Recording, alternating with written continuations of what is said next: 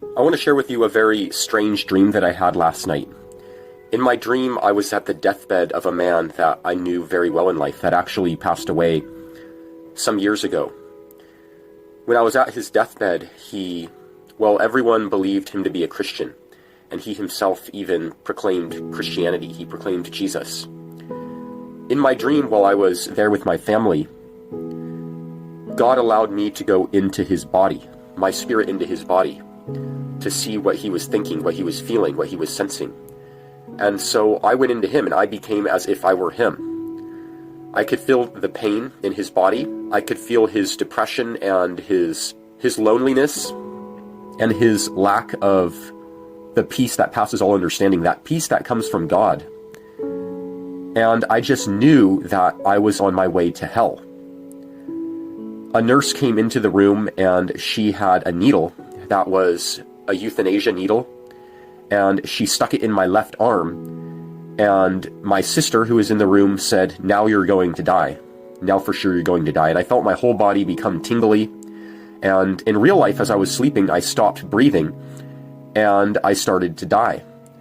It was the most terrifying feeling ever, knowing that I was going to die and that I was going to hell.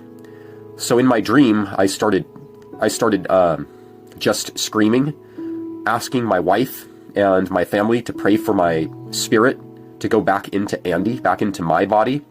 And it just didn't happen until I prayed to Jesus. I said, "Jesus, let me go back into Andy. Let me go back into my body," as weird as that sounds.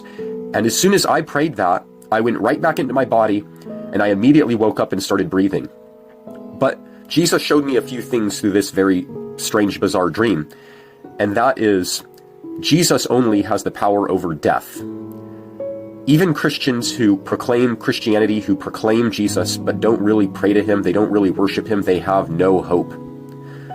This guy died without hope. He died without really following Jesus, without getting sin out of his life, without living holy. It is a fearful thing to die, being a Christian, knowing the truth about God, but not really praying to him, not really knowing him, not really obeying him. The other thing Jesus showed me about this dream is Jesus alone is the one who answers our prayers and has the power over evil. Not that other people can't pray for you, but obviously my wife and my sister were not really there in my dream. It was me and it was Jesus. And when I prayed to Jesus for help, he immediately helped me and I woke up. I started breathing. It is not other spirits that help us. The life giver is the Spirit of God. Jesus Christ is the one who created all things, all for his glory. And if we call on him, we will be saved.